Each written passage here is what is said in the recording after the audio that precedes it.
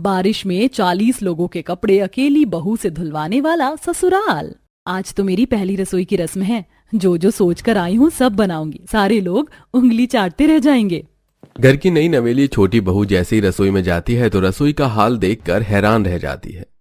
ये क्या, मेरे ससुराल वालों ने तो इन टॉफी चॉकलेट के डिब्बों में मसाले राशन रख रखे हैं। और ये फ्रिज भी कितना पुराना सा लग रहा है। कम से कम 20-25 साल तो पुराना होगा ही। अनामिका, तुम यहाँ? भाभी, आज मेरी पहली रसोई की रस्म है तो मैं उसी के लिए आई थी। वैसे भाभी, आपसे एक बात पूछूं, इस रसोई की हालत इतनी खराब क्यों है? कोई भी नया सामान नहीं है यहाँ पर। सारे बर्तन भी स्टील के हैं और साइड साइड से टूटे हुए भी हैं। अरे ये तो सिर्फ रसोई का हाल है। तुमने अभी पूरा घर ठीक से देखा ही कहाँ है? तुम्हें क्या पता 40 लोगों के ससुराल में मैं कैसे जिंदगी काट रही हूँ। हमारी सास एक नंबर की कंजूस औरत है। उन्हें देख देख कर घर के बाकी सब लोग भी ऐसे ही हो गए। 2 रुपए की चीज में भी वो 1 रुपए की बचत की सोचती हैं। और हाँ, एक बात और, खाना गलती से भी गैस सिलेंडर पर मत बनाना, वरना माँ जी तुम्हारी रेल बना देंगी। आंगन में चूल्हा है, वहीं बनाना, ठीक है? 40 लोगों का ससुराल और ऊपर से इतनी कंजूसी। यहाँ कैसे कटेगी मेरी जिंदगी? लेकिन अब जो है यही है। माँ ने कहा था कि जैसा भी ससुराल हो तुम्हें अच्छे से निभाना है। माँ की बातों को याद करते हुए अनामिका अब चूल्हे पर जाकर सबके लिए खाना बनाती है। कहने को अनामिका के ससुराल में तकरीबन सभी घर वालों को मिलाकर 40 लोग थे, लेकिन काम करने वाली घर की सिर्फ 2 बहुएं ही थी। तो वही अनामिका की सास सोमवती एक नंबर की कंजूस औरत थी। तुझे मैंने जो राशन दूध वाले को पैसे देने के लिए गए थे उसमें से पूरे 13 रुपए बचने चाहिए, लेकिन ये तो सिर्फ 10 रुपए बाकी हैं। बाकी के 3 रुपए कहाँ हैं? माँ जी, मेरा मन अजीब सा हो रहा था तो मैंने उन पैसों का हाजमोला ले लिया था। हे भगवान, घर के बचत के पैसों से तूने हाजमोला ले लिया। अगर इसी तरह के तेरे लक्षण रहे तो तू पैसों की बचत क्या करेगी? और लेकर आओ शहर की बहू। मैं तो पहले ही कह रही थी कि गांव की बहू लेकर आते हैं। हमारी तरह वो भी एक एक पैसे की बचत करती। तुम्हारी शहर की बहू तो एक दिन पूरे घर को ही बेच खाएगी। सिर्फ 3 रुपए के चक्कर में अपनी सास और दादी सास से इतना सुनने पर अनामिका को काफी अजीब लगता है। यूं ही समय गुजरता है। सुबह का वक्त था। घड़ी में तकरीबन 5 बज रहे थे। सभी लोग गहरी नींद में सो रहे थे कि तभी सोमवती अपनी बेटी नैना के साथ सभी को जाकर उठाने लगती है। थोड़ी देर में सभी हॉल में आ जाते हैं। भाभी, माँ जी ने सुबह सुबह हम सबको उठा क्यों दिया? कहीं जाना है क्या? अभी पता चल जाएगा। सोमवती घर का दरवाजा खोलती है। बाहर काफी तेज बारिश हो रही थी। आज तो काफी बढ़िया बारिश हो रही। चलो सब जल्दी से नहा लो, कहीं बंद ना हो जाए बारिश। आप सुबह के 5 बजे हमें इस बारिश में नहाने के लिए कह रही हैं? कहीं आप कोई मजाक तो नहीं कर रही? ये कोई उम्र है मेरी मजाक करने की? अगर बारिश बंद हो गई फिर नहाने को नहीं मिलेगा। बारिश का मौसम शुरू हो गया है। इस मौसम में ही तो पानी की बचत करने का मौका मिलता है। तुम अंदर से बाल्टी टब लेकर आ जाओ, उसमें बारिश का पानी भर कर रख लेना। घर के कामों में भी काम आ जाएगा। मनीष बेटा, तू भी टंकी का ढक्कन खोल ले, टंकी भी भर जाएगी। काफी टाइम बाद इतनी बढ़िया बारिश हो रही है। आज तो जमकर नहाऊंगा। चल पिंकी, पानी में नाव बनाकर खेलते और रेस भी लगाएंगे। हर बार की तरह मैं ही जीतूंगी। अरे अनामिका बहू, अब तेरे लिए क्या मैं मुहूर्त निकलवाऊं? जा, कितना बारिश का पानी बर्बाद हो गया। अनामिका को यह सब काफी अटपटा लगता है। अनामिका अंदर से बाल्टी वगैरह लेकर आती है और उन्हें बारिश के पानी में रख देती है। तो वहीं अपनी जेठानी के कहने पर अब अनामिका को भी सबके साथ बारिश के पानी में नहाना पड़ता है। थोड़ी देर में सब नहाकर कपड़े बदल लेते हैं और आंगन में ढेर सारे कपड़े जमा हो जाते हैं। अनामिका बहू, काफी सारे कपड़े हो गए घर के बाथरूम में, तो ये धुलेंगे नहीं। एक काम करो, यहीं आंगन में बैठकर बारिश के पानी में कपड़े धो दो। बारिश का पानी काफी मीठा होता है, कपड़े भी अच्छे से धुल जाएंगे। माँ जी, आप क्या कह रही हैं? सुबह आपने 5 बजे उठाकर हम सबको पहली बारिश में नहला दिया और अब बारिश में कपड़े धोने के लिए कह रही हैं? बहू, तुम तो इतनी पढ़ी लिखी हो। पानी की बचत करना कितना जरूरी है ये हमसे ज्यादा तुम्हें पता होगा, लेकिन फिर भी तुम ऐसी बातें कर रही हो। जब बारिश का पानी है तो क्यों घर का पानी बर्बाद करना। चलो शुरू हो जाओ। तकरीबन 40 लोगों के कपड़ों का ढेर देखकर अनामिका के तो बारिश में भी पसीना छूटने लग जाते हैं। भाभी, इतने सारे कपड़े मैं बारिश में बैठकर कैसे धोऊंगी? आप भी मेरी मदद करवा दीजिए। अनामिका में करवा तो देती, लेकिन बच्चों को भी स्कूल के लिए तैयार करना है, सभी का नाश्ता भी बनाना है। कपड़ों का ढेर देखकर अनीता वहां से बहाना बनाकर 9-11 हो जाती है। तो वो बेचारी अनामिका किसी धोबन की तरह बारिश में भीगते हुए कपड़े धोने लगती है। ये क्या मुसीबत है? बार बार कपड़ों को साबुन लगा रही हूँ, लेकिन बारिश के पानी की वजह से साबुन टिक ही नहीं रहा। ऐसे कैसे धोऊंगी मैं कपड़े? इस तरह कपड़े कौन धुलवाता है? 40 लोगों के कपड़े, वो भी बारिश में धोने में अनामिका को काफी परेशानी होती है। तकरीबन 2 से 3 घंटे में अनामिका जैसे तैसे कपड़े धोकर रख देती है और बारिश बंद होने के बाद उन्हें सूखने के लिए छत पर डाल देती है। इस बारे में अनामिका जब अपनी माँ ममता को बताती है, बेटा मैं समझ सकती हूँ, लेकिन तुम्हें मेरी दी हुई सीख याद है ना, वक्त के साथ सब अपने आप ठीक हो जाता है। हाँ माँ, आप सही कह रही हो। ऐसे ही 1-2 दिन गुजर जाते हैं। अर्जुन, 2 दिन से देख रही हूँ तुम्हें, तुमने कपड़े ही नहीं बदले। जाओ जाकर नहा लो और कपड़े बदल लो। भाभी 2 दिन से बारिश कहाँ हुई है? जब बारिश होगी तो ही तो नहाकर कपड़े बदलूंगा। तुम बारिश का इंतजार कर रहे हो? नहाने के लिए घर में पानी खत्म हो गया है क्या? अब बारिश क्या 1 हफ्ते बाद होगी, तो तुम 1 हफ्ते तक नहाओगे नहीं? बहू है तो इंसान का ही बच्चा, जानवर का तो है नहीं जो बदबू मारने लगेगा। तुम्हें का अच्छा नहीं लगता पानी की बचत होती है तो? कलावती इतना बोल ही रही होती है कि तभी बाहर बादल गरजते हैं और जोरों की बारिश शुरू हो जाती है। घर के 40 के 40 लोग बारिश में नहाते हैं और फिर से एक बार फिर अनामिका के लिए कपड़ों का ढेर खड़ा कर देते हैं। बहू लेकर आए थे या धोबी? धोबी भी दिन में इतने कपड़े नहीं धोता होगा जितना ये लोग मुझसे धुलवाते हैं, वो भी बारिश में। बारिश में बैठकर कपड़े धोते हुए अनामिका को इतना गुस्सा आता है कि अब वो हर एक कपड़ा जमीन पर पटक पटक के धोने लगती है, जिससे 1-2 कपड़े फट भी जाते हैं। 3 से 4 बार बारिश में बैठकर घंटों तक कपड़े धोने की वजह से अनामिका को बुखार आ जाता है और अब अनामिका की नंद और जिठानी 1-2 दिन तक कपड़े धोती हैं। और आज जब अनामिका कमरे में थोड़ा बाहर निकलती है तो मेरी प्यारी देवरानी तो ठीक हो गई। इसका मतलब अब मुझे कपड़े धोने की कोई जरूरत नहीं है। हाँ भाभी, अब तो बिल्कुल ठीक लग रही हैं। हे भगवान, क्यों मैं पानी लेने के लिए बाहर आई? इससे अच्छा तो मैं प्यास ही बैठी थी अपने कमरे में। अब फिर से कपड़े धो। बारिश में बैठकर इतने सारे कपड़ों को धोकर अनामिका घर में ही फैला दिया करती थी, जिसे देख, ये क्या बहू, तुमने पूरे घर में कपड़े फैला कर रख दिए हैं। बार बार आते जाते कपड़े मुंह पर लग रहे हैं, इन्हें कहीं और सुखाओ। मैंने कहा था मेरा सफेद सूट है, कलर के कपड़ों से अलग धोना, लेकिन देखिए इस पर ये गुलाबी सा दाग लग गया। तुमने ये शर्ट भी ठीक से नहीं धोई है। एक तो इनके कपड़े धो और ऊपर से इनकी बातें सुनो। कल से और गंदे कपड़े धोऊंगी। अनामिका काफी ज्यादा परेशान थी। ऐसे ही कुछ दिन गुजरते हैं। अनामिका हर रोज की तरह बारिश में कपड़े धोकर घर के अंदर आती है और देखती है कि हाँ माँ, मैं सच कह रही हूँ। मेरी सहेली के रिलेटिव में उसकी एक भाभी थी। अपने ससुराल वालों से उसने नए फ्रिज की डिमांड की थी और उन लोगों ने लाने से मना कर दिया, तो उसने सभी को खाने में चूहे मारने की दवा मिलाकर खिला दी और सब मर गए। आजकल की बहुएं हैं या कोई राक्षसी हैं क्या? यह खबर सुनकर अनामिका के दिमाग की बत्ती जलती है और अब वो जल्दी से अपना फोन लाकर उसे चलाने लगती है। बहू, 2 घंटे से फोन चला रही हो, खाना नहीं बनाना है क्या? जाकर खाना बना लो। हाँ दादी जी, बस जा ही रही थी। वो एक नई न्यूज आई है ना, तो बस वही चेक कर रही थी। आपको पता है, एक बहू ने अपने ससुराल वालों से वॉशिंग मशीन डिमांड की थी, लेकिन उन्होंने उसे देने से मना कर दिया। बताओ, अरे एक वॉशिंग मशीन ही तो मांगी थी, क्या चला जाता इनका। अनामिका की बात सुनकर सभी लोग काफी डर से जाते हैं। ऐसे 2 दिन गुजरते हैं और आज अरे बहू, तुमने अभी तक कपड़े नहीं धोए? माँ जी, वो घंटों तक बारिश के पानी में कपड़े धोने की वजह से मेरे हाथ फट से गए हैं, तो इसीलिए अब मैं बारिश में बैठकर हाथों से कपड़े नहीं धोंगी। मुझे एक वॉशिंग मशीन चाहिए। क्या कहा तुमने? Washing machine? पता भी है वो कितने का है? क्या कर रही हो माँ? पैसों की बचत करके तिजोरी भर ली है आपने। अरे भाभी को वॉशिंग मशीन नहीं दिला सकती क्या? याद नहीं कि कैसे ससुराल वालों की वॉशिंग मशीन न लाने पर बहू ने घर में आग लगा दी थी। हाँ बहू, मैं इस उम्र में जहर खाकर या जलकर नहीं मरना चाहती। क्या हुआ माँ जी, आप नहीं लाएंगी वॉशिंग मशीन? ऐसा नहीं है बहू, मैं तो कह रही थी कि तुम्हें कौन सी चाहिए, दुकान पर चलकर खुद ही पसंद कर लेना। सोमवती की बात सुनकर अनामिका मनी मन हंसती है और शाम को जाकर आखिरकार अनामिका अपने घर में नई वॉशिंग मशीन ले आती है, जिसमें वो आराम से कपड़े धोती है। तो वहीं अब अपनी चालाकी दिखाते हुए अनामिका इसी तरह के छोटी छोटी खबरों से अपने ससुराल वालों को थोड़ा बहुत डराकर उनकी कंजूसी को धीरे धीरे खत्म कर देती है। खुद की वर्सेस बेटे की पसंद की बहुओं ने दी सास नंद को ड्रेस।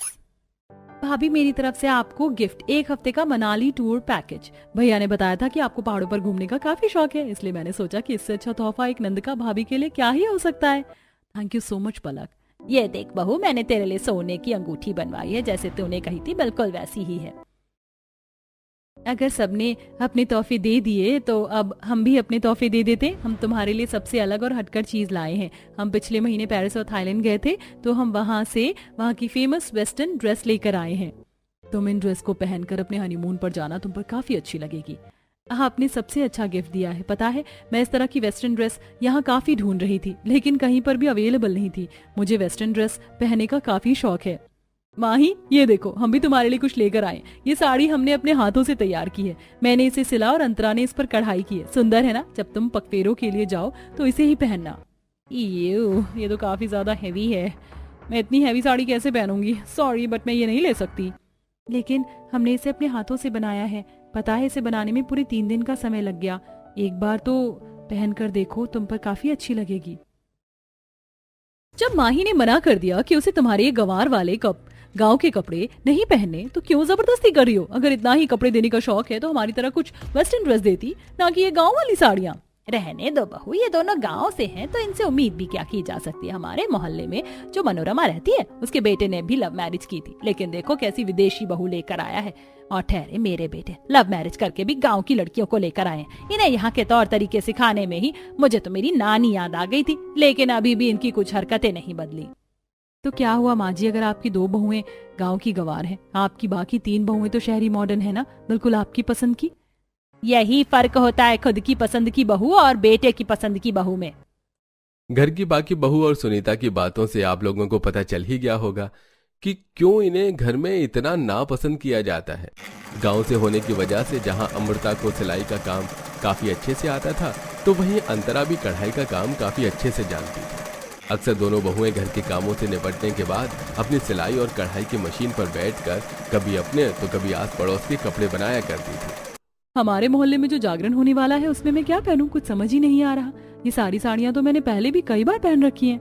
अरे तो क्या हुआ, हम लोग अपना जुगाड़ लगाएंगे। पिछले महीने गांव से जब तुम्हारी ललिता मासी आई थी, तो वो तुम्हारे लिए पीले रंग की साड़ी लेकर आई थी। काफी सादी थी, लेकिन सुंदर भी लग रही थी। तो क्यों ना उस पर मैं अच्छे से कढ़ाई कर दूं। एक तरफ अमृता अपनी सिलाई मशीन पर साड़ी की पीको कर ब्लाउज बनाने लगती है, तो वहीं दूसरी तरफ उस साड़ी को लेकर अंतरा अपनी कढ़ाई की मशीन से उस पर कढ़ाई करना शुरू कर देती है। कढ़ाई के साथ साथ अंतरा अपने मोतियों के डिब्बे से लाल हरे मोती निकालकर साड़ी में अच्छे से टॉक देती है, और कुछ ही घंटे में वो सिंपल सी दिखने वाली साड़ी अब काफी ज्यादा सुंदर लगने लगती है। मोहल्ले के जागरण में जब अमृता उस साड़ी को पहनकर जाती है तो अरे वाह अमृता, बहू तुम्हारी साड़ी तो काफी बढ़िया लग रही, कहाँ से ली? ये ली नहीं है, ये तो हम दोनों ने बनाई है। और सचमुच ये तुम दोनों ने बनाई है? काफी सुंदर है। मेरी विदेशी बहू के लिए भी ऐसी साड़ी बना दो। जब से आई है बस जीन्स टॉप पहन कर ही घूमती है। मैं तो एक बार अपनी बहू को साड़ी में देखूं, और तुम्हारी बनाई हुई साड़ी में तो मेरी बहू किसी अप्सरा से कम नहीं लगेगी। बड़ी किस्मत वाली हो सुनीता बहन, जो तुम्हें ऐसी होनहार बहुएं मिली, वरना आजकल की बहुओं को कहाँ आता है सिलाई कढ़ाई करना।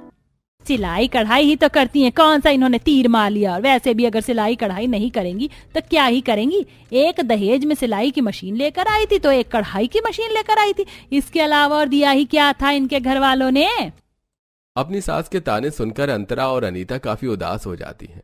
कढ़ाई सिलाई के काम के साथ साथ घर के बाकी काम काज भी अंतरा और अनीता बखूबी अच्छे से संभालती थी। तो वहीं तीनों मॉडर्न बहुएं अपने मेकअप शॉपिंग वगैरह में ही पूरा दिन निकाल देती थी। क्या बात है, आज तो खाने में काफी कुछ बना है। शाही पनीर, मलाई कोफ्ता और तो और खीर भी बनी है।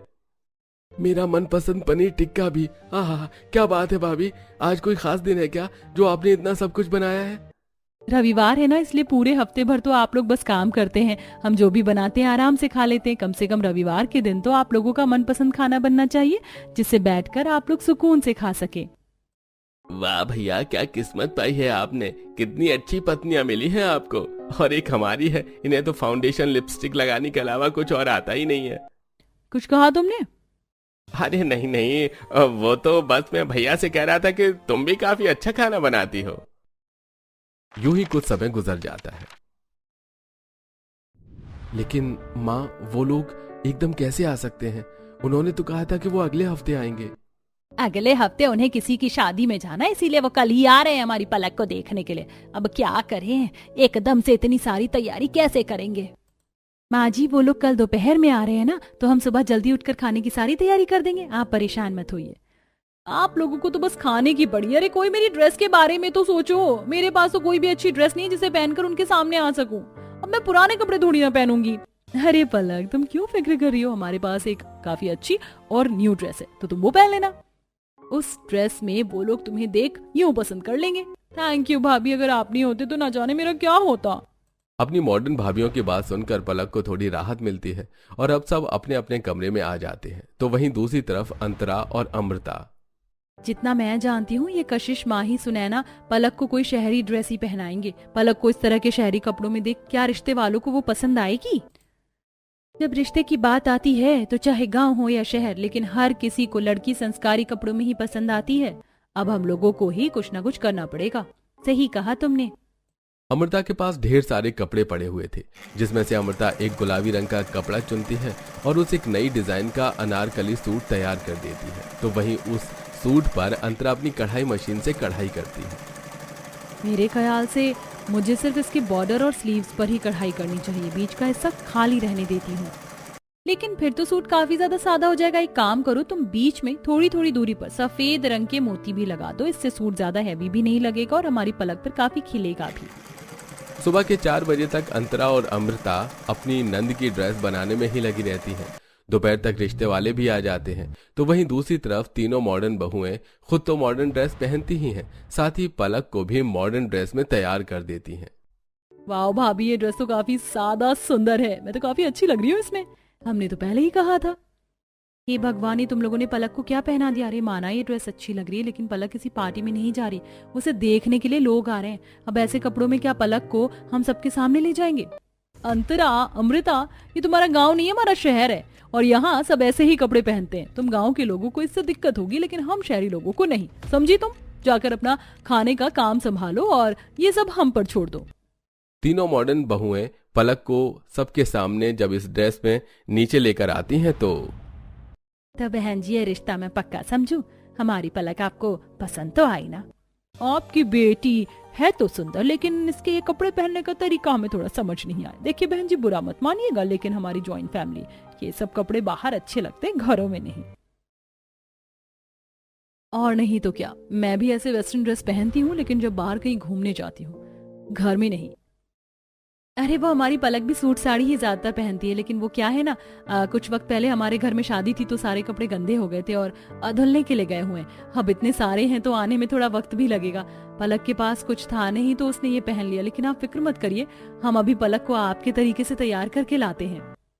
अमृता और अंतरा पलक को अपने साथ कमरे में ले जाती हैं और अपना बनाया हुआ सूट पहनने के लिए देती हैं।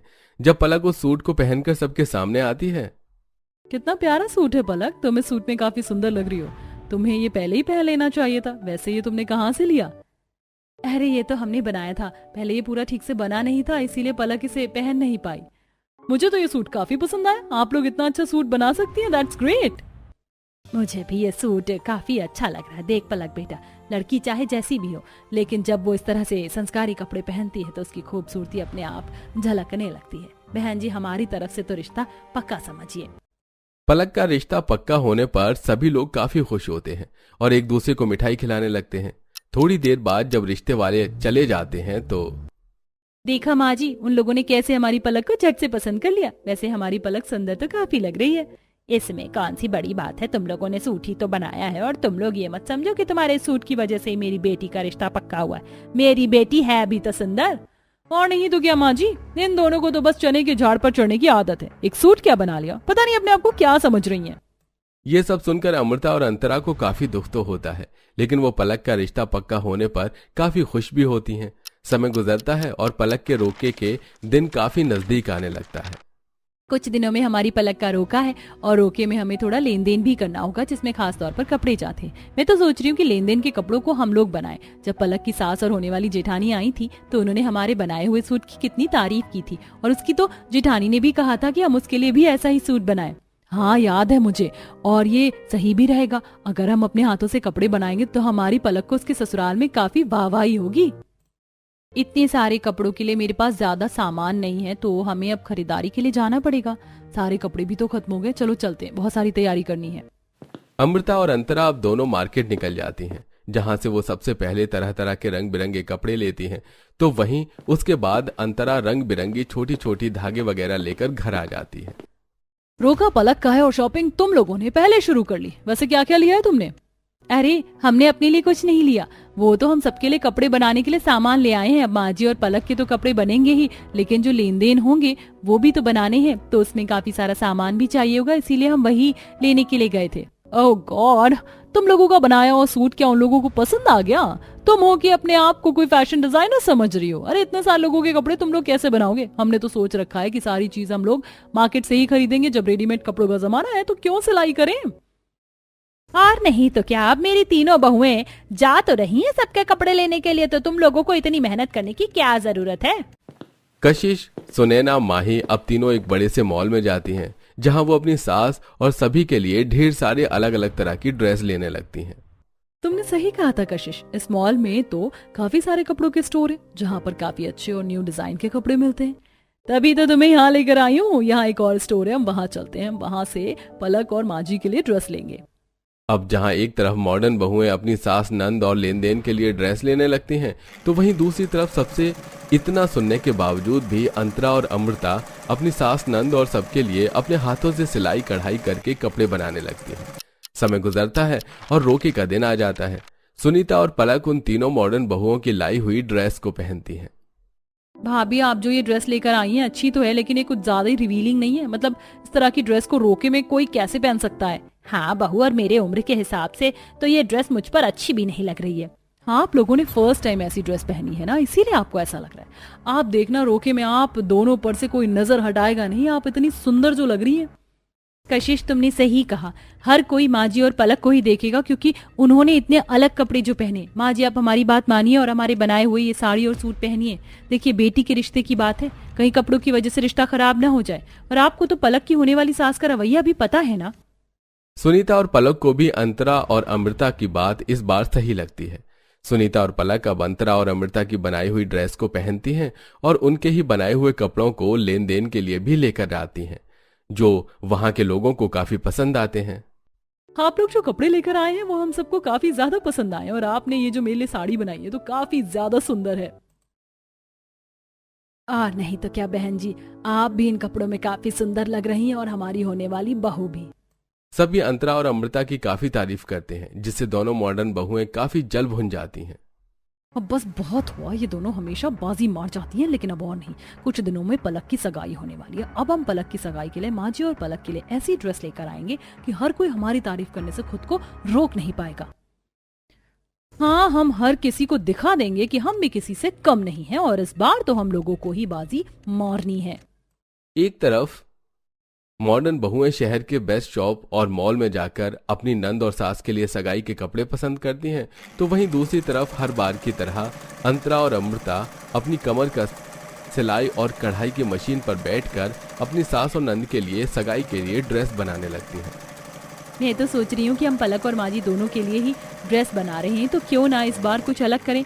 हम हमेशा एक ही तरह की सिंपल साड़ी बनाते हैं, तो क्यों ना इस बार हम साड़ी में कुछ वेस्टर्न लुक दें।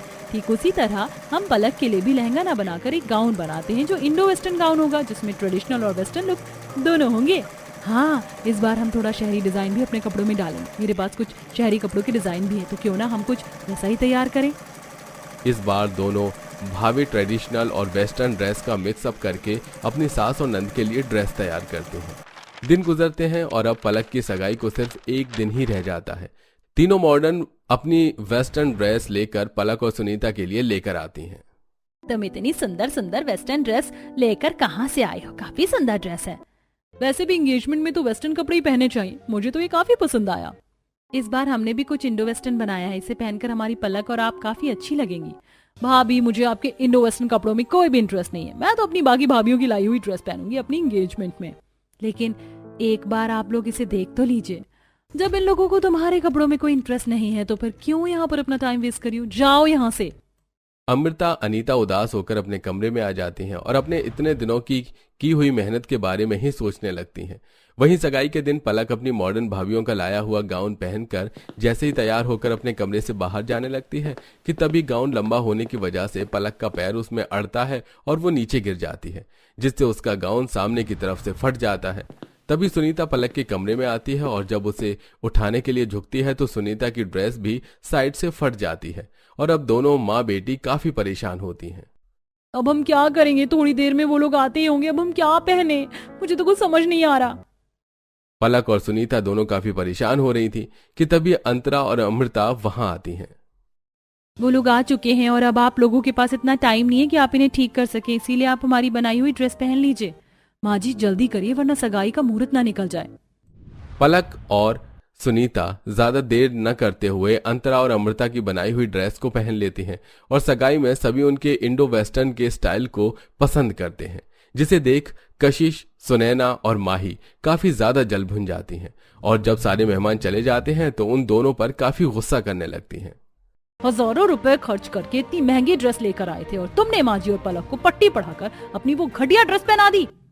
तुम लोग हर बार हमारे साथ ऐसा ही कर रही हो, लेकिन अब और नहीं। जरूर तुम दोनों ने काला जादू किया, तभी तो माजी और पलक, जो तुम्हें बिल्कुल भी पसंद नहीं करती, वो भी अब तुम्हारे बनाए हुए ड्रेस पहन रही हैं। बोलो, जवाब दो। कशिश, सुनैना, माही, हमीद से बात करो, अंतरा और अमृता से। वो इस घर की बड़ी बहुएं हैं। आज तक उनके गांव से होने की वजह से मैं हमेशा उनसे चिढ़ती थी, लेकिन इन बीते कुछ दिनों में उन्होंने ऐसे काम किए हैं जिनसे मेरे दिल में उनके लिए जो चिढ़ थी वो खत्म हो गई। जिस दिन पलक को रिश्ते वाले देखने आए थे, अगर उस दिन अमृता अंतरा ना होती तो शायद मेरी बेटी का रिश्ता नहीं हो पाता।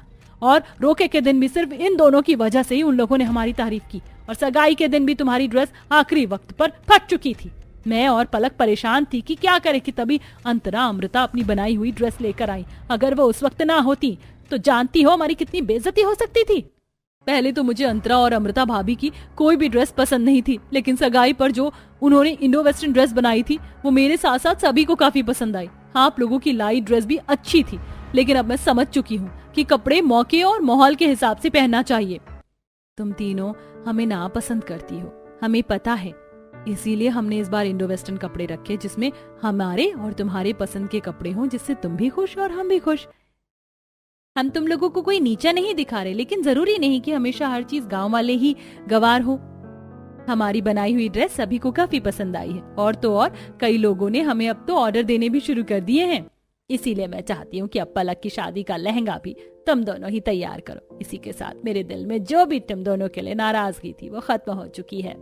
सुनीता और पलक अब दिल से अमृता और अंतरा को अपना लेती हैं, तो वहीं तीनों मॉडर्न बहुओं को भी अपनी गलती का रियलाइजेशन होता है।